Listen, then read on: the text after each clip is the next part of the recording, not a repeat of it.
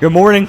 I shouldn't have done that. Now I'm throwing. Yeah, we're in. We're committed. Doing it to be funny to So you. dumb. Good morning. So dumb. Welcome back to the SBJ Weekend Review Podcast. I'm Keagan Holsey. To my left is Chad Holsey. Sorry for the unprofessional start there. Well, it depends on who you ask. I mean, some people may have really liked that, you know. So, I was trying to do it before it started. And you didn't. To make you laugh, but I did it right after it started, and then I laughed. So it was just a big mess. But hey, we're happy to have you here listening with us today. If you are. I had something I wanted to talk about real quick. Oh, gosh. That I find interesting. Okay. Obviously, I've just had a drastic haircut.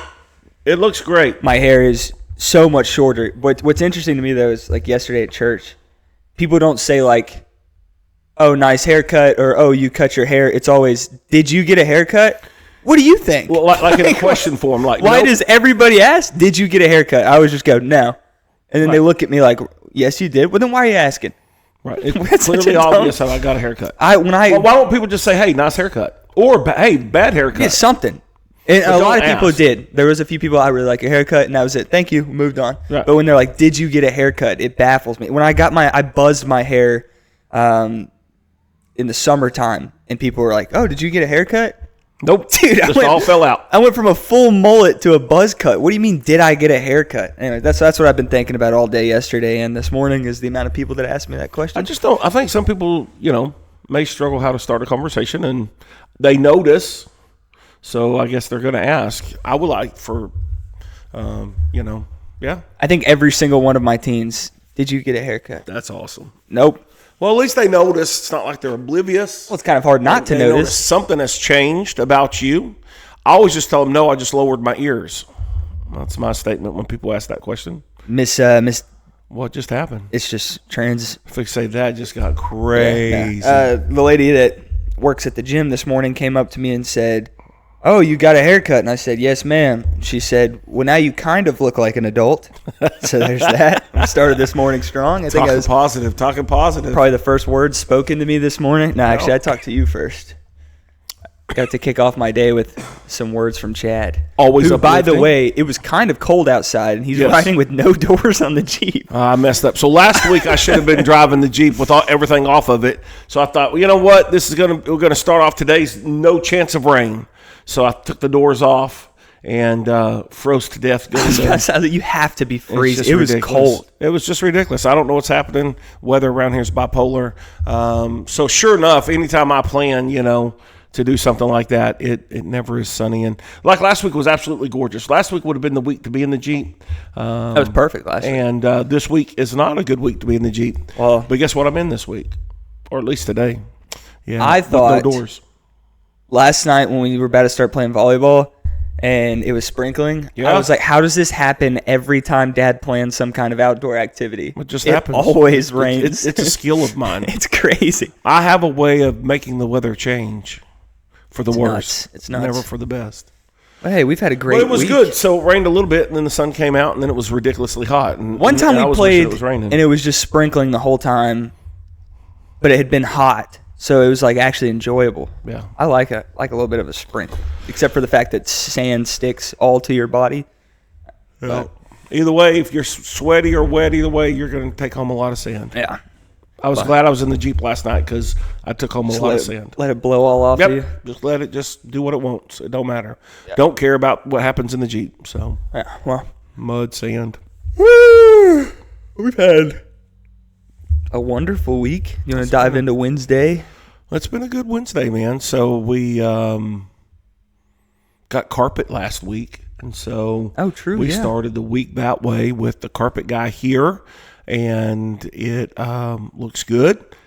And we got the chairs back in, and all that's happening. And so if we can just keep people from spilling coffee on the new carpet, that'd be fantastic. I feel like we might need to go in every Monday and just walk around and see if we can't find any damage done by people. I think what happens was if you hold your drink, it's one thing, but then they stick the drink underneath their chair because they're tired of holding it. And then they put their feet underneath the chair and they kick it over every time. And I think that's how we make messes. We are not taking care of our drink. So I think for me, I don't care that you bring coffee or whatever into the sanctuary as long as you're being mindful of of your beverage. But just know you are actively breaking a rule. There is signs on the door that says no food or drink. Yes. So, and I think God put those up there. I see spills all the time, and there's goldfish crumbs every week. So I love goldfish. Everybody's ignoring those rules. No one listens. Now, no one listens. I also can't speak. I had a Dr. Pepper during the second service. But do you take care of your drink, or do you stick it on the floor? I had about half left, so I kept it in my hand until it was empty, and then I set it on the floor. I think that I'm okay. Like I said, I'm okay with that. As long as it's empty when you put it down. But until it's empty, I feel like you should maintain control of said beverage until beverage is consumed. I haven't or looked. Just don't bring it in. How messed up are the chairs right now? Andy went through and did some straightening up, but they're not as bad as I expected. What a great guy. But if the teenagers will take on that role, like you said, Wednesday night. I pitched them yesterday morning. Yeah. I was like, man, I have an awesome opportunity for you guys. I was like, there's a bunch of other people in the church that were trying to get it, and I said, no, I want the teens to get the opportunity to get to do this. And I made it seem like they were getting something great. The deal of a lifetime. I said, you guys have the opportunity to join the chair straightening squad. I was like, every Wednesday night after church, we'll go in there, take 5 minutes of our time, and we'll just make sure all those chairs are straight.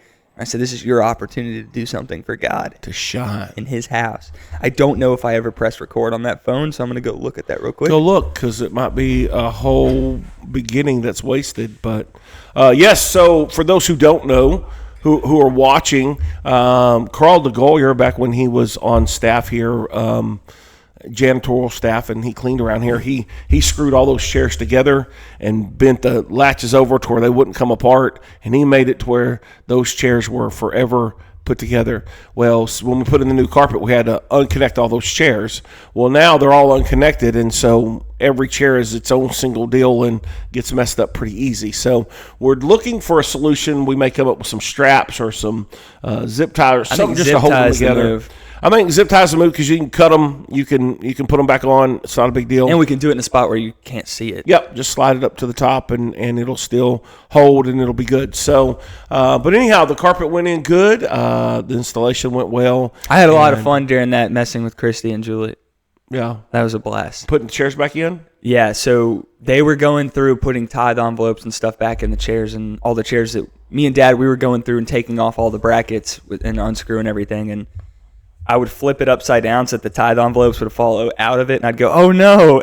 Christy was getting so mad, and I told her, I said, well, I just don't want you to be bored. I want you to have something to do. Yeah. That really made her mad. We want to keep you busy. Which was awesome. I always have fun messing with them.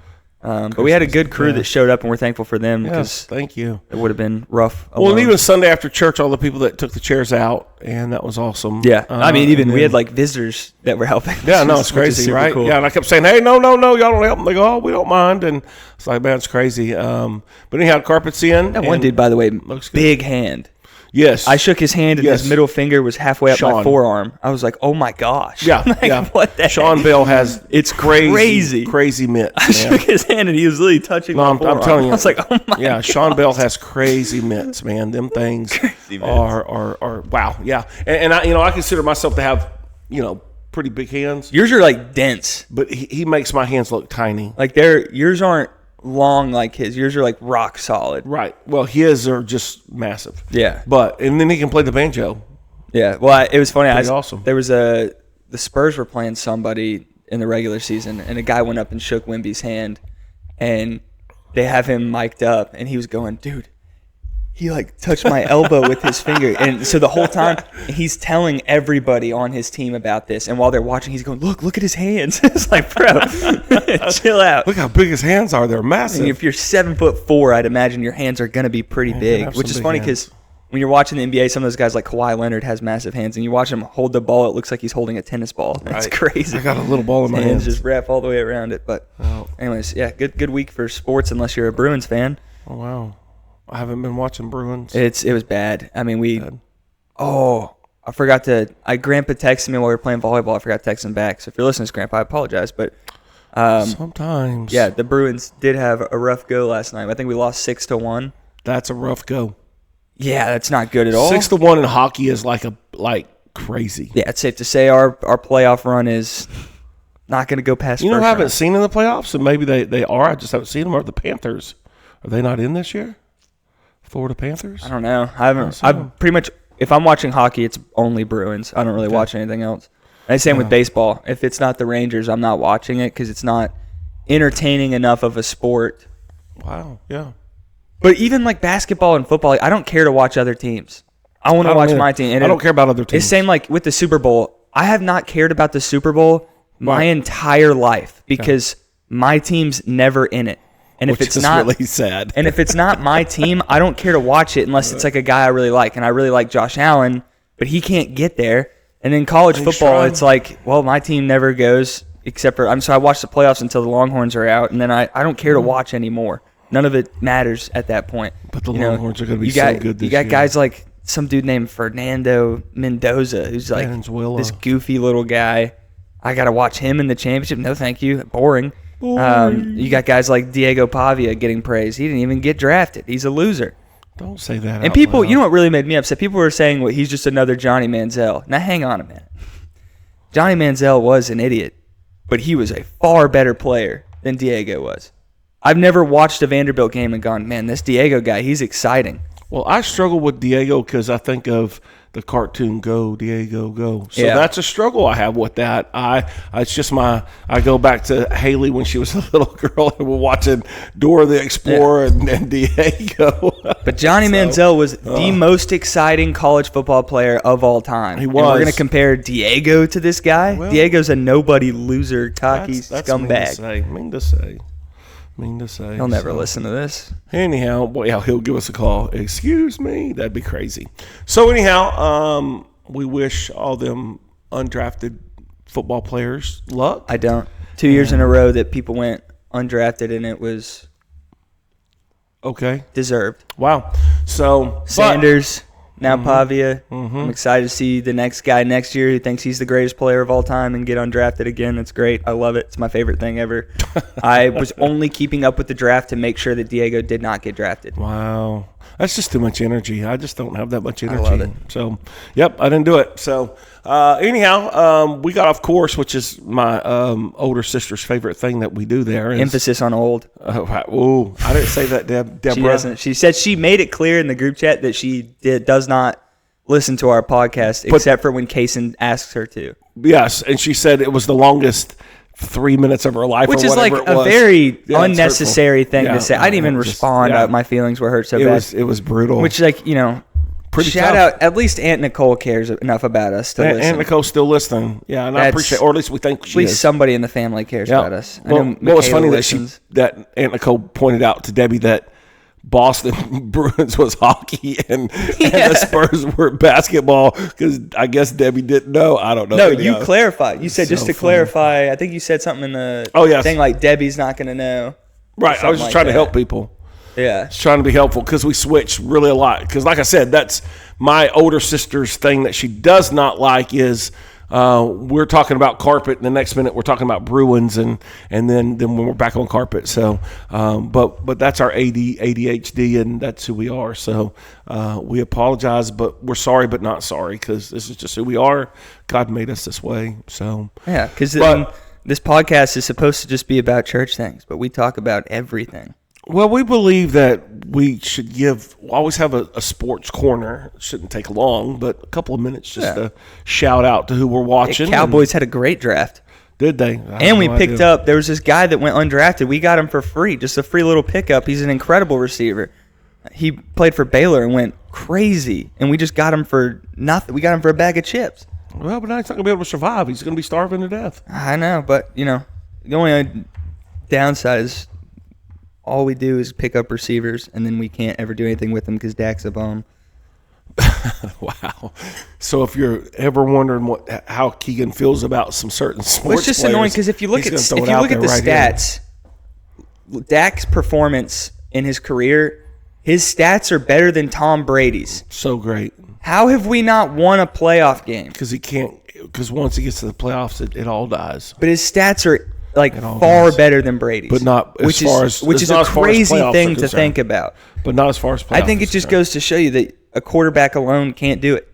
Nope. Coach matters, owner matters. There's no Jerry I Jones in team. Jerry Jones. We won't win a playoff game until Jerry Jones dies. Wow. I'm very confident in that. No, I think we've made some good choices this year, and this year is the Dallas Cowboys' year. So. And we had Bill Clinton. We had Bill Clinton in the draft room for some ungodly reason. Don't know why he's in there. Seems like a distraction. Why do we have Bill Clinton there? Seems like a distraction to have old Bill in there, but it's just a bad look. Whatever. It's just insensitive. Yeah, I just don't understand. Is he there? Go back to Arkansas. Anyhow, but football is right. One thing that's exciting about summer coming is we're one season away from fall college football. So yeah. I'm kind of getting excited about summer because I'm getting excited about fall. So that's good. It's good. So, all right, Wednesday night we started a series on 2 Peter. What? And it was good. Does that say we're at 45 minutes? And that was a quick 45 minutes. I don't know how that's even possible. Man, we've got issues. I don't know. That's hard to know. We'll carry on, and I'll try to fix it in the edit. Okay. I think we have a little bit of last week's episode still in here. Must have, because that's a lot. There's no way it's been 45 minutes. It's got to be 10 minutes max. I bet we're at 15. I don't know. Anyways, Wednesday night's great. Talking about 2 Peter, and we're using the videos from Right Now Media, and it's your favorite guy. What's his name? Kyle Idleman. Kyle Idleman, yep, on 2 Peter. That's my guy. And really, really good. He's being filmed in Nashville. Very, very neat town. I would like to go to Nashville and spend a day or two. What's he doing in Nashville? He's from Louisville. I don't know. He's there in Nashville filming this series, and just breaking into it, and just, Christians, being Christians, doing what we need to do, and stepping up and being the people we need to be, and even in a dark world where it would be easy to compromise and be easy to not do what we're supposed to do and not be who we're supposed to be, and so he says, hey, we've been called to be different. We've been called to be in this world but not of this world, kind of deal, and so anyhow. Peter's the one that denied Jesus. Peter's the one that very cocky, very brash, and then of course was really, really humbled, and then in the end, Jesus restored him, and we see him first and 2 Peter, what the Lord's done in his life, and so it's kind of a neat culmination when you read it and know how he came out, and although he had that moment, how the Lord still used him and did some incredible stuff through the life of Peter. So pretty good stuff. So we'll continue that all the way through until the end of the semester. We only have 4 more Wednesday nights till we are done with this semester. Then we start summer. So 4 more Wednesday nights and then we're done. So it'll be good. I forgot that we've started talking about Wednesday nights on here, so I didn't look over my notes. So I really don't know exactly what my points were. I know we were talking about like threats to your faith, like things that can happen kind of subconsciously if you're not actively like examining yourself and where you're at spiritually and stuff, and just talked about different like types of complacent and stagnant faiths that you might be experiencing and not realizing. We talked about kind of safe faith was one of them, where you feel like you're in a good spot, so you're not really making strides spiritually, and you just kind of cruise. And that eventually gets to where, we talked about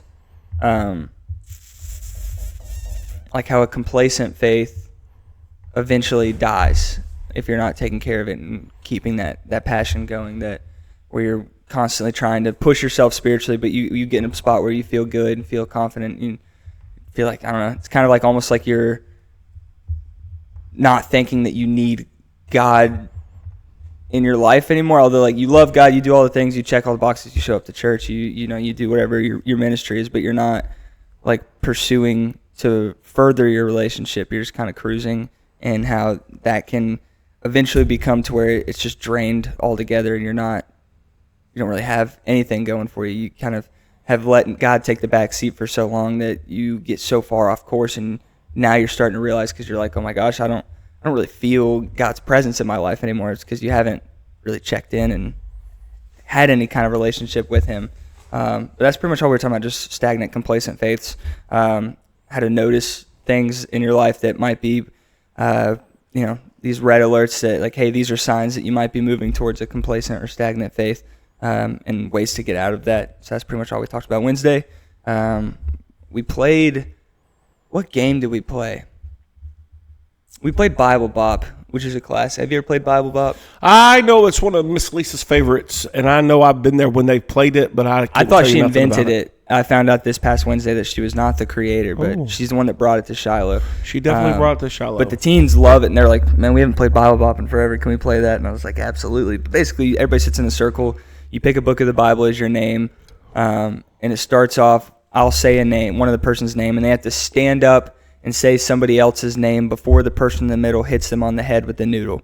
And if you get hit on the head, then you're in the middle. What's fun about this is people get scared, and so they're standing up screaming and panicking, and then the person with the noodle is trying to hit them fast, so they end up getting hit pretty hard in the head, which is always very funny. Violence is always fun in youth department. But then I added a twist this week where you have to sing the person's name, which was very funny because you see there's guys like Gabriel and Miles standing up and singing a name, was just, I don't know, it was very funny to me. I was having a great time watching that. I can never get Haley to play that game with us. She's never once played it. I wonder why. Doesn't seem like something she would enjoy, but I think it'd be funny to play with her. But it's always the people that like I don't expect. Like Maya was the one that was like, hey, we haven't played this in a while. Can we play it? I was like, really? Awesome. You like Bible Bop? If you like it, I like it. Let's do it. Here's my deal. I'm always willing to play what they want to play because that means they're going to enjoy playing what we're doing, and they enjoy what we're doing. So let's do it. Within reason, of course, but let's make it happen. My issue with this is, though, we'll have no idea when we're at an hour. Just add 30 minutes to it. So we need to go for an hour and 30 minutes. I don't think so. I think so. I think it'll be under an hour once you edit it if we go to an hour and 30 minutes. All right, we'll see. All right, let's do it. Sunday morning. Well, let's go back to Saturday night. Haley turned 26. Crazy, right? Just last week she was a little kid, and now she's all grown up and 26 years old. She's closer to 30 than she was 20. Yeah. So some things are happening, man. Some things are happening. She's past a quarter of the way to death. Yeah, she's racing. Yeah. Racing that direction. I told her on her birthday dinner that she's got about 50 good years left. 50. I wish I had 50 good years left. She also got like employee or whatever of the month and like at the same time. So yeah, I guess they're Friday, just handing that out to anybody. Huh? I guess they're just handing that out to anybody. I don't know. I would think Haley's a good worker and has worked hard to get there. She's probably, I would guess that she's probably pretty quiet at work, but she does her job without too much complaining, and or at least to anybody other than her mom. And so, yeah, I think she deserves it. And so she had a big weekend. The dog, Nelson, that's there for the, support dog, whatever. He brought Haley her M&Ms in his mouth, and she wasn't in the first 3 rooms that they went to. So by the time they found Haley, there was holes and slobber and all kinds of stuff in those M&Ms. They said the color from the M&Ms was leaking out of the bag. Oh, gosh. Could you imagine? Happy birthday. Here's some slobbery dog M&Ms. No, thank you. That is great. How great is that? Haley did say I could have those M&Ms if I wanted them. So very generous of her. Yeah, she's such a giving person. So then we went and ate Saturday night. She always picks Chili's. Not for sure why, but I don't mind because I like their honey chipotle chicken. Yeah, but that Chili's isn't good. That's probably the only time I ever eat Chili's is on Haley's birthday. I think that's the last time I ate there. It was a year ago at that Chili's. We have the worst Chili's. Well, it's so bad. We should drive a little further and go to a better one then next time. So that the one close to, I think I met up with Jesse at one close to Chickamauga. That one was good. Well, I felt like my chicken was fantastic, so I have no complaints about that Chili's. So I didn't feel like it was bad at all. I was gonna bring that for lunch today. I forgot. Yep. Nope. I threw it in the trash. No, you did not. You better not have. You don't know. So, but anyhow, so the Sunday morning. Sunday school? You want to hit Sunday school? Stop yawning. Sure. We're still in Ecclesiastes. It's been kind of weird because we did the first week, and then we had Easter, and then we did the second week, and then we had a guest speaker for Sunday school. So missionary, yeah. We've been doing like every other week. We've been going over Ecclesiastes. I feel that way too. So it's been like 5 weeks, and we're only in chapter 3. But this week we finally start seeing the perspective shift. We start, the first 2 chapters, he's just kind of talking in a depressing way, and you're kind of like, why is this in the Bible? But now that we're at the part where it all starts to click, you're starting to see where things fit, and he's changing his perspective on things. We start with an illustration about this guy that was doing this painting, and there's judges, and there's a big crowd, and he's doing like a speed painting, and he gets to the end, and it doesn't really look like anything, and you can hear the people in the audience are kind of upset. The judges feel like that he wasted their time, but then he flips upside down, and it makes this like beautiful portrait. And that's what we're talking about, kind of just holding on and trusting God, because everything will make sense in its time. That it's obviously chapter 3 goes through. There's a time for everything.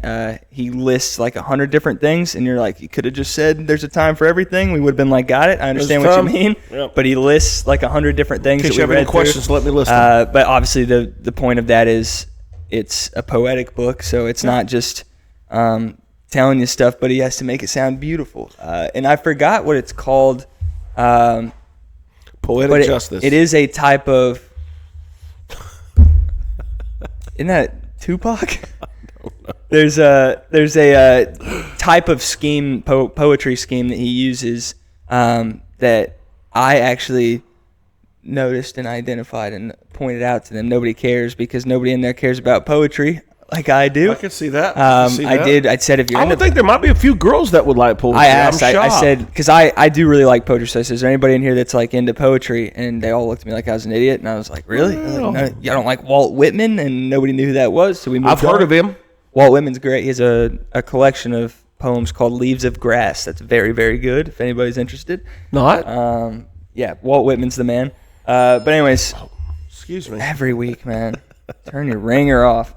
But we went through that, and then kind of the thing we talked about is that there is a time for everything. Life has highs and lows. There's roller coasters in life. The big one that I used is the move to here, how things went bad at the church in Texas. We weren't expecting that, obviously. I was like, we were expecting Dad to now be the pastor there, and then that fell apart, and now we're in this like long season of unknown. I told him I think it was like a year before we found out, so it was like a whole year of not knowing what life was going to look like, and there was so much unknown and so much where you and Mom had to just trust God. I told them that we were also expecting to stay in Texas, because a big part of that year we were looking at churches in Texas, and that was it. And the next thing I know, I hear we're moving to Georgia, and it was like, what the heck? Why Georgia? Which was sad, because all our family's in Texas. We've always been around them. And it was sad to be leaving them, sad to be leaving all the friends that we had there. And I know for me and Haley, that move was like kind of like a sad deal, but thinking about how much better life was for us here if we would just sit back and trust God and see what He has for us here. Obviously, I have so many friends here, so many people that I've met that I wouldn't have met if we stayed in Texas. Haley wouldn't have met her husband. And I even said in that first 5 years, the first 5 years here at the church was pretty hard for Dad. But now seeing all the fruit that's come from that first 5 years of just putting your head down and trusting God and fighting through it, and now seeing all the good that's come from that, and understanding that through the highs and lows, just trusting that God has good plans for you. If you'll just sit and trust Him and go through life, you'll get to experience the good that He has in store for you. But we went through all talking about like the different highs and lows of life, the seasons of unknown and stuff. And in verses 12 and 14 were like our 2 takeaways, because he gives us 2 things to do throughout the highs and the lows, to be able to go through life. And in verse 12, Solomon says, I perceive that there's nothing better for them than to be joyful and to do good as long as they live. Verse 13, also that every man should eat and drink and take pleasure in all his toil. This is God's gift to man. And then verse 14, I perceive that whatever God does endures forever. Nothing can be added to it, nor anything taken from it.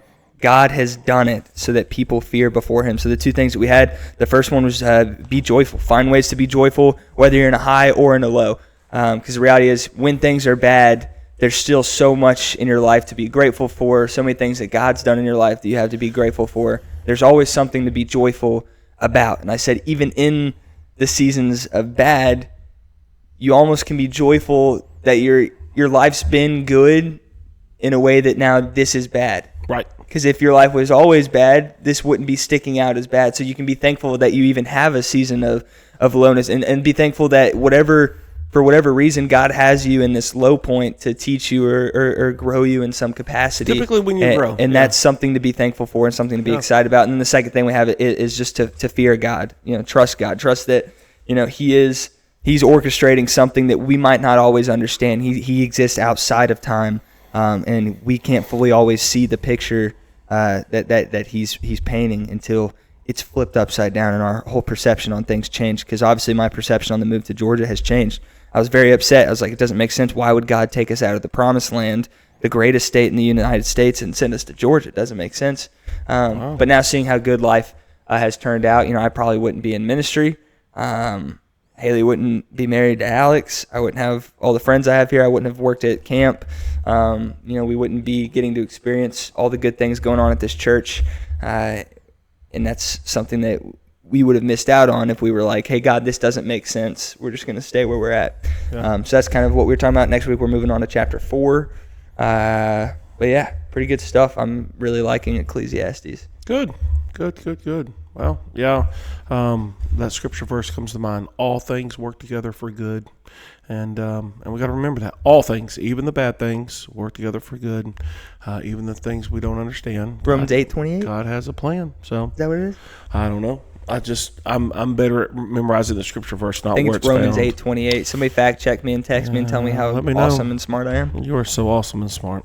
So, but anyhow, yeah, all things work together for good, and know that God does have a plan, and sometimes we can't see that, and that's where we trust, right? We just put our trust in and say, hey, God's called me to do it. He's going to call me through it, and we just need to keep following God. So, and it has been good. It's been a good 13 years, and I'm grateful, and I sit here in awe of all that God has done, and I think that's awesome, that He has been faithful, and He always has been, always will be. So that's. I also told him about how there's that stat about the majority of pastors quit within the first 5 years. Yeah, actually, it's less than that's 18 months. 18 really? months. Yeah. So it's just nuts because those first 5 years are obviously tough. Yeah. And if you just push through that. Well, the first 2 years are the most difficult. The first 18 months are the most difficult. And if you can work through that and just stick it out and keep doing what God's called you to do. We went through a lot, people leaving, and most of them were not leaving happy, so that made things hard. And then even people that you thought were key elements that this church can't survive without those people, and we're doomed, and blah blah blah. And we see where God just has remained faithful. It just reiterates that God doesn't need any of us to make the things that He has set out to happen. He chooses to let us be a part of it, and if we step out of that, we miss out of that.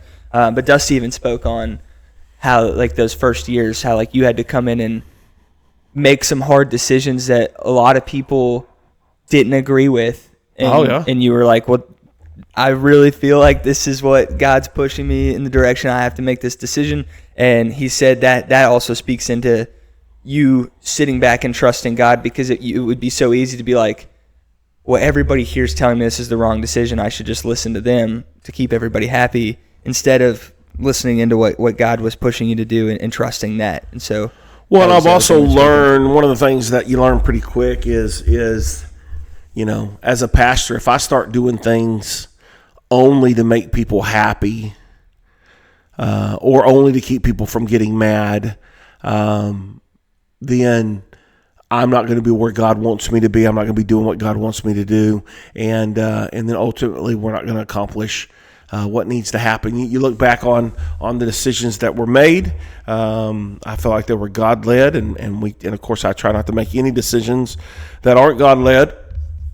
And what I come to find out is, hey,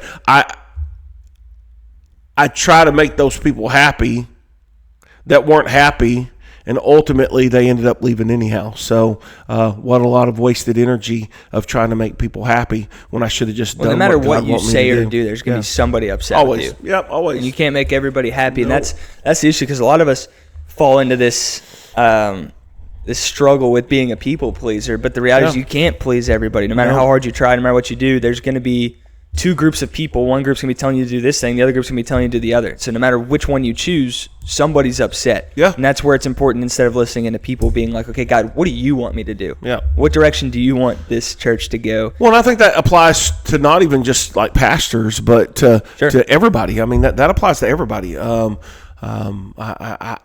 want to love and care for people, but ultimately I need to do what God's called me to do. And doing what God's called you to do is the best way to love people. Absolutely. I agree.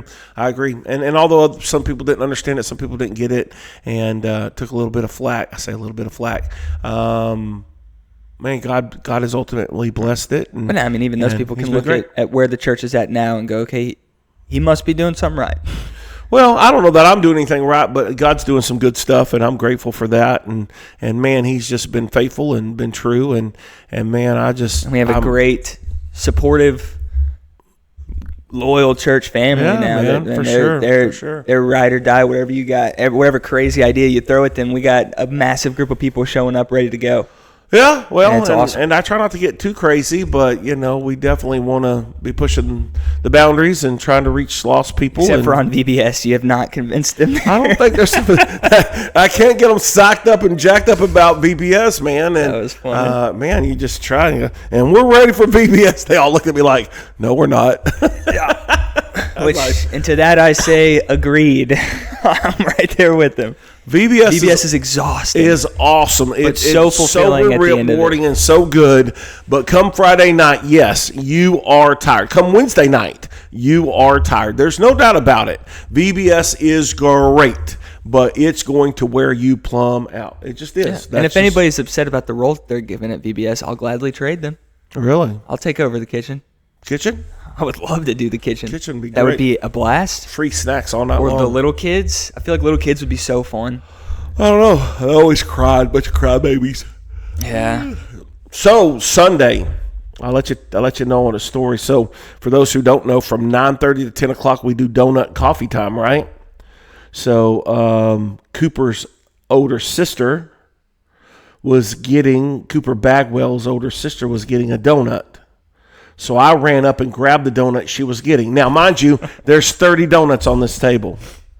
And I grabbed that one donut that she was reaching for, and I run off to my office. Well, she went back and told her mom and her dad and her little brother. Well, then I guess I'm headed to Sunday school. And Cooper's already in his Sunday school.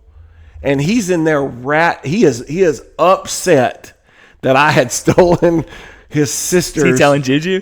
Oh yeah, and Juju's like she goes, Pastor Chadwick, yeah, she goes, he's really, really upset with you right now. I was like, what are you talking about? It's like, he's upset that you stole his donut. And I go, there were 20 donuts on there. It was just so funny. He is funny. Well, he said one of the things he said to Juju is probably one of the funniest. There's two things that kids have said this past year that I think were like the funniest things that were said. One of them, he told Juju, he goes, I won't be here next week. I'm going to have a headache. That's so great. Like it's been a rough week. I don't want to come next week. So funny. Where does he get that from, right? I mean, that's amazing how intuitive he is. He's next week I won't be here. I'm going to have a headache. And then the other funny thing was Sierra. She's crazy. They came to Wednesday night church for the first time. And she gets upstairs and asks Mom, she goes, why are we here at bedtime? Hey, it's dark outside. We're not supposed to be here right now. We should be going to sleep right now. So funny. What is going on? Those were my two favorite things said by kids this past year. Well, I am in trouble. Or Kelly at the auction yesterday. Oh, I didn't hear her. You were like looking at the desserts or something. You go, ooh, that looks really good. And she goes like that and points to the crowd like, hey, you're supposed to be auctioning these off. Quit getting distracted. Stop looking at the food. Stop getting distracted. He was pretty upset with me, and but by the end of the day, we were good, I think. But it's funny the things you do that you think are going to be funny, and then there's Well, I did the same thing to Scott at lunch.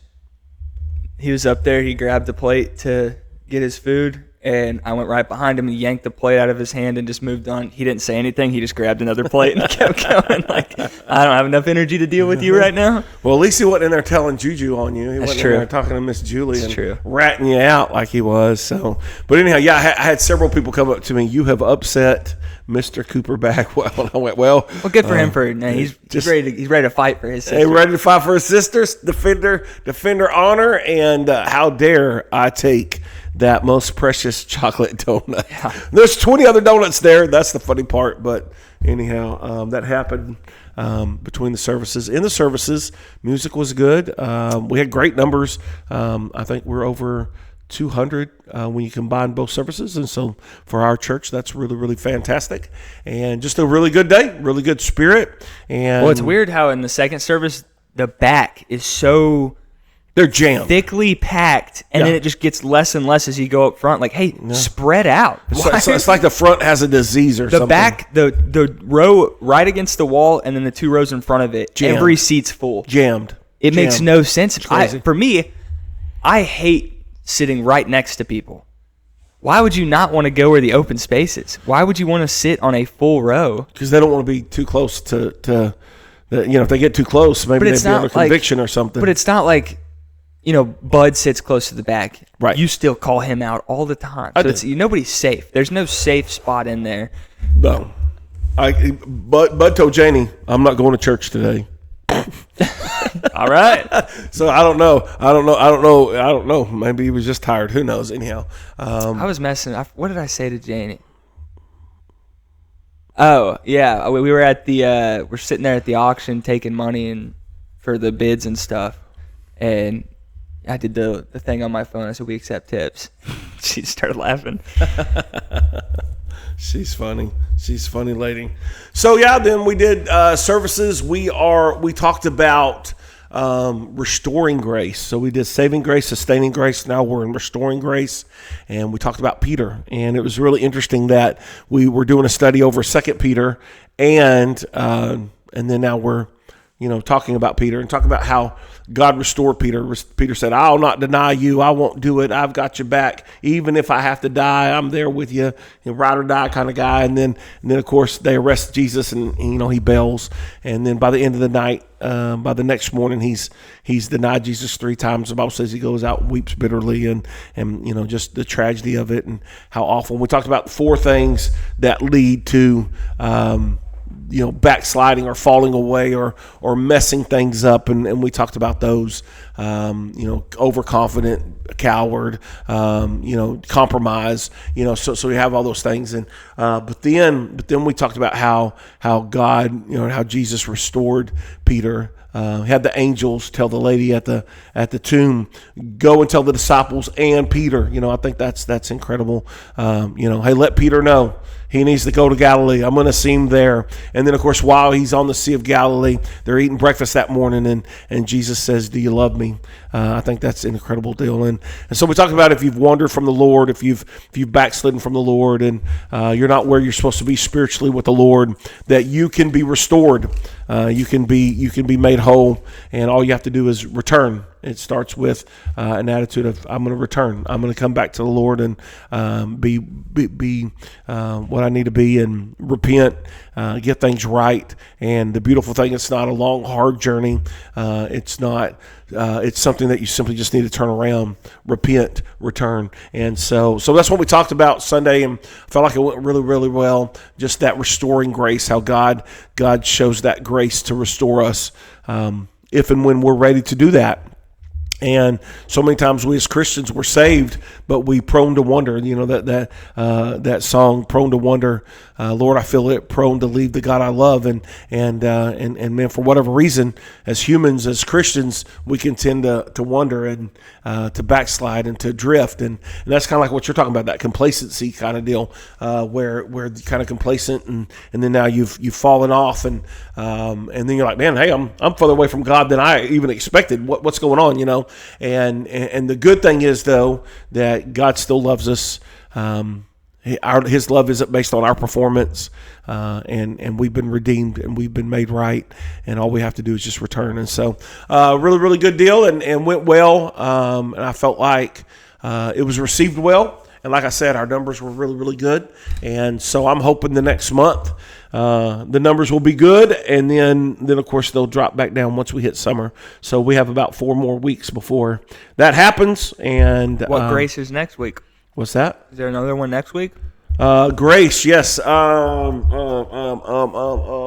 think last week's was my favorite so far. Sustaining Grace, super good. Yeah, he's going to help you get through whatever you're going through. You know, whatever it is, there's enough of His grace to sustain you through whatever. So yeah, it's been good, and it's been a good study, and we wrap it up this week with our last one, and yeah, it was good. It was good. And then we went and we had dessert auction. It's always a lot of fun and a lot of work. A lot of people bake some really, really good stuff. Is this the most money?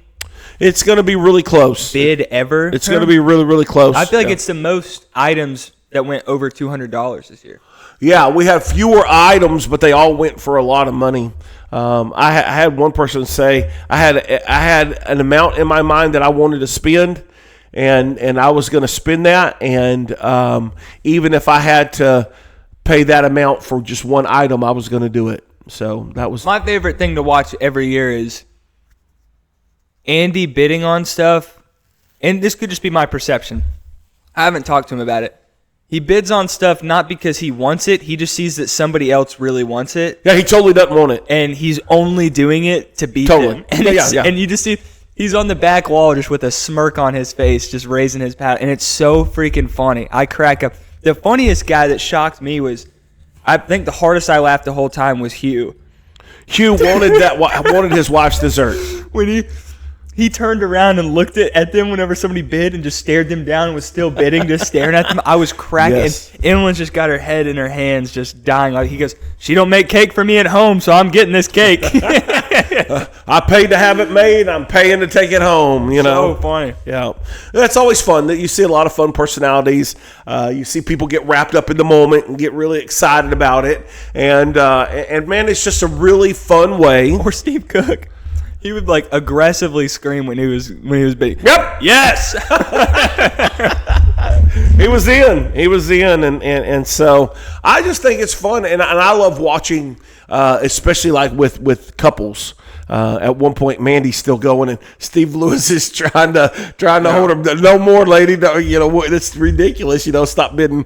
And then of course Alex kept going, so Haley went over there. Was like, hey man, cut out. Of course, Alex didn't care. Well, what she doesn't know is, we saw those oatmeal cream pie cookie things, and we were like, we want one of those batches. The first one went ridiculous high, so he stopped bidding. I go over to him and I said, hey, whatever you bid for on the next oatmeal cream pies, add $50 to what your max was. I'll pay $50 and we'll split them. I was like, I'm going to try these things. Now, what I didn't think through, after talking to Amy afterwards, I could also just get her to make a batch for me, and I don't have to pay $50. Right. I can pay significantly less. Right. I didn't think through that part, but it's all for a good cause. I was going to say, you're missing the point. And so Alex got to bid up to that point, and we ended up winning it, and it was great. And I don't know if Haley was like upset at him, but I was like, hey, $50 of those isn't coming from you guys. You're good. Yeah. I think we paid $150 total. Okay. For 6 cookies. That's crazy. And I got one of them. They were great. They're actually so good. But they were really good. While he's bidding, I didn't know Alex was going to do $100 just himself. I thought we were just going to do $50 each, get up to $100. It gets to $100, and Vince is still going against Alex. Yeah. And I'm going, Vince, bro, you better stop because I want these things. And I was like, Vince, stop. He finally backs out, but Alex kept going. I was like, oh, crap. How much am I going to have to pay you? But it ended up working out. He just wanted to pay the hundo.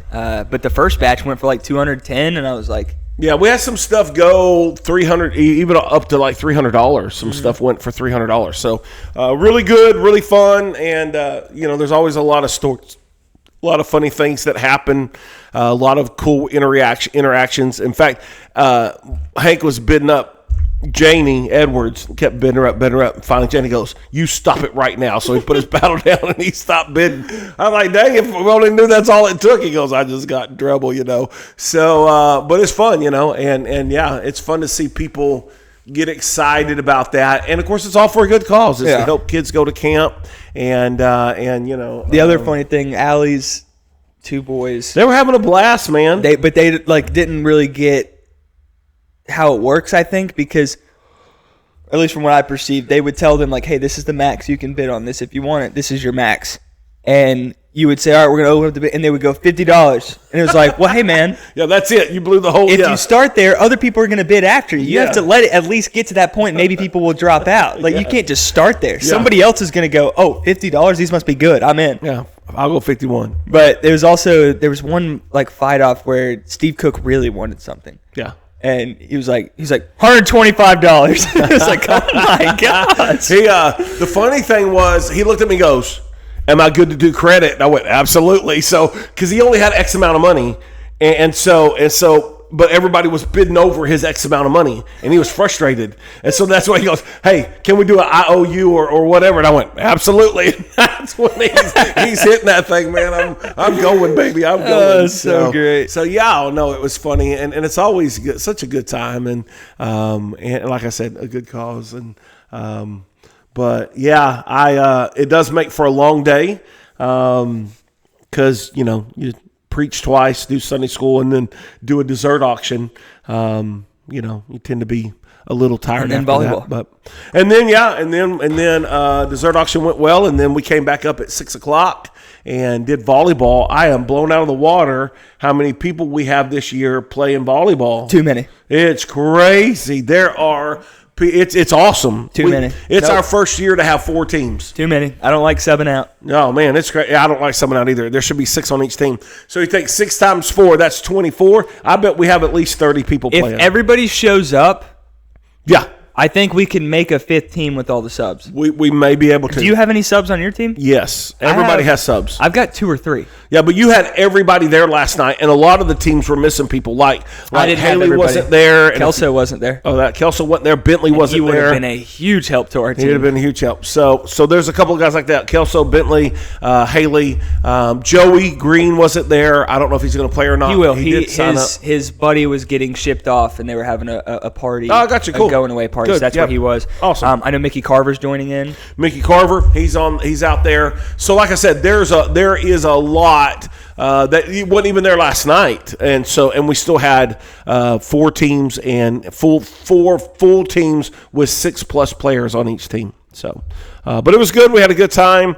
Kind of frustrating. I talked all that trash about Emma Grace, and she ends up being one of the best people there. Emma Grace, who says, I've never played volleyball before. She even looked at Vince. She goes, I don't know how to serve. Vince walked over there and showed her, and she was money every time. She's got to be the greatest first-timer she's great. Ever in the history of volleyball. Now, next Wednesday, next Sunday, she may be absolutely horrible. But, man, last night, she was an all-star for that team. She was incredible.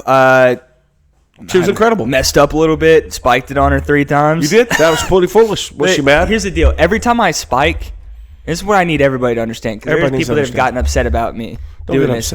I cannot aim a spike. I'm not looking at people when I'm spiking. All that's going in my mind is the ball's in the air right at the net, and I get excited because that's what I'm best at, and all I do is hit it as hard as I can. Where it goes, I have no idea. It could go to the left, it could go to the right, it could go straight. I'm not looking for a hole or a specific person to hit. But when it hits Emma Grace 3 times in a row, looks kind of suspicious. Not in a row. Bam, bam, bam.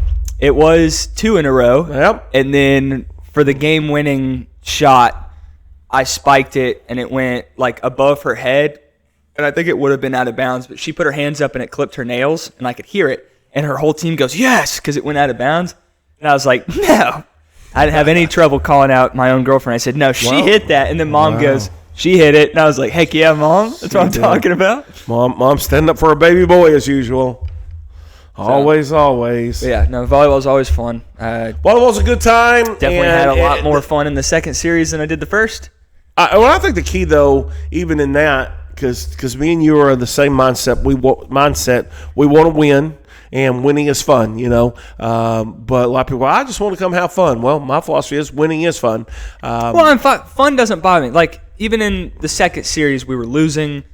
That first game, we lost like 25-6, I think, and we ended up winning the next two. But the first one, I was still having fun because I could tell, as long as people are trying. Yeah. If you're like just, I don't know. Yeah, put forth the effort. If you just watch the ball, then I'm going to be irritated with you. I don't like when people stand there and let the ball hit the ground and you're just standing there. And so, move your feet and get the ball. That's one of the things, because like somebody on my team was like, I'm stressed out because I don't want to do bad and everybody be mad and think that like I'm the reason I lost the game. And I was like, dude, as long as you try, no one's going to be upset. Yep, no one cares. If I can tell, like, hey, you're doing your best, it's not like I'm mad at you for your own God-given natural ability. Right. Like, that's not your fault at all. But putting forth effort. But just standing there drives me insane. Or dodging it. It's not dodgeball. The it's ball's volleyball. Coming at me. Do you not realize, like, the ball's going to come towards you. And if you don't like that, why are you playing? I agree. It doesn't make any sense. Yeah. But I think, for the most part, those ones have gotten a little bit better each year, and they're getting better. And we still have a couple, but maybe they'll work through it. And but all in all, I like seeing the new faces out there. Yeah, we have like the Kehealy's being out there. Yeah, they were a lot of. I don't think I've ever really talked to Courtney other than Cruz stuff. Yeah, I haven't either. This is pretty funny. I forgot about this. We get going first match against them, and I'm up front net, and she's lined up against me. And she says something. She either says, you're going down or I'm going to murder you, something along those lines. Basically, like, she starts talking trash off rip. Wow. And I was like, oh my, I started laughing. Oh, this is awesome. Good for her. She's ready to go. Yeah, we had a lot of new folks, and which that was a hard thing about putting teams together is, man, there's a bunch of people on here that I don't know, so I don't know their skill, I don't know their ability, I don't know where they're going to fall. So that's Didn't kind of hit fun. Matthew Kehealy in the head with a serve, and he's on your team? Yeah, I had a bad serve. So what happens is when I start, if I just hit the ball, I can hit the ball over every time. When I start trying to place the ball in certain areas, for some reason, I always mess that up. When I don't know, just hit the ball, dude. Don't. But Scott goes, stop picking on me. And I'm like, okay. So I went to change. And when I went to change, I was looking where I was going to hit it, not paying attention. And, man, I hit him smack in the back of right in the ear. I hit him in the ear hole. It was funny. It was bam. I was like, I didn't see who was serving. You were blocked by the playground. I just see Matthews facing the net, and he gets hit. And I was like, what happened? No, that was me. Completely, totally, just had a meltdown right there. But with my knee and my ankle hurting, I was a little bit slower than I usually was, and usually am. And but man, even I had two, and I didn't really play great because I didn't really get to touch the ball a lot because people don't hit the ball near me ever, which is kind of sad. It's on purpose. People don't like to see a young boy succeed. But anyways, I had a few hits where like somebody on my team would hit it funky, and I like dove and saved it, and it was great. Noah Hendricks had a diving kick save. It was probably the coolest shot that's ever been done on that court. And I remember like, because I was like, we're losing this game, and he does like a dive kick over the net, and it scored, and I ran over and grabbed him, like almost tackled him. I was like, that was freaking awesome. That was the coolest thing ever. Yeah. So, we always have a good time. And it like you said, it was kind of sprinkling when we first got out there, but then the clouds parted and it got and the sun came out and the humidity went through the roof, and it was, I was like, okay, this is not good for. Noah asked me, he said, is it this hot in Texas? I said, hotter and drier. And he goes, drier. Oh, okay. The drier, so it's the hotter, yes. Someone asked me the same question yesterday, and that was kind of funny. I'd rather have the dry heat all day. I would too. Let's have some dry heat. I like the dry heat, but anyhow, because you can still breathe. You can still breathe. That sometimes here you're like, oh yeah. Well, you can't feel like you're having to push through it. It's so thick, and it's just awful. Florida's like the worst. And Florida's like 100 times worse. Yeah. So I don't know how they do it. I don't know how they do it. We're coming up on an hour 30. Is that what we think's an hour? Yeah, I think that's what we think. I have no idea. Well, you figure we've been talking 10 or 15 minutes, and it was at 45 minutes. So if I had to guess, we're at 56 minutes and 38 seconds right now. Wow. Okay. Well, so we're fixing to find out. And but that we also have to include there's a 30-second intro that plays. So my time, if it's off by 30 seconds, then I nailed it. Y'all know it. So do we have any? We don't have a top 5 and no comments. No top 5, no comments. Perfect. So Grandpa did text me, and I'm going to use this as a comment. He texted me. If you remember, I was eating a, what are they called? Uncrustable. And I got jelly on my shirt. And he said, every time I eat one of those, I get jelly on my shirt. And I was like, well, okay, I'm not alone in this. Just runs in the family. Yeah. So runs in the family. But yeah, other than that, I think we're good. Gotcha. I don't think we have anything else to talk about. This week, Wednesday night, Saturday is paintball. Anything you want to say about paintball? Be at the church at 10. Get ready to get annihilated. Steve Lewis is playing. He's going to drive the bus. So that'll be a fun day. He was telling him, he said, I asked him last night about it, and he goes, this is perfect, because the whole drive down here, I was telling all 3 of them, you're lucky I'm not going. Oh, wow. So I would kill you. Wow. And so he's like, I can't wait on the drive home. I'm going to tell him, guess what? I'm coming. I'm driving the bus, and then I'm going to kill you, and then I'm going to drive you home. So I said, well, he's got military training. I said, let's do me and him versus everybody. Yeah. I don't have military training, but I did run the paintball at Woodlands for 2 summers straight. That would make you a professional. And I feel like I'm pretty solid, because we would do me and Preston versus like the whole world, 30 teenagers. Ready to go. And we would destroy them. Yeah. So I think I'm prepared for this. I was born for this moment. Are we good? Anyways, yeah, make sure you come, I guess. Sunday's just a regular Sunday with volleyball, so come and hang out with us. And even if you don't want to play volleyball, come watch, please. Yeah, come watch, hang out. We have a lot of people that come watch us, actually, so it's really good. Yeah. It's a good time. So, all right, peace out. Have a great week.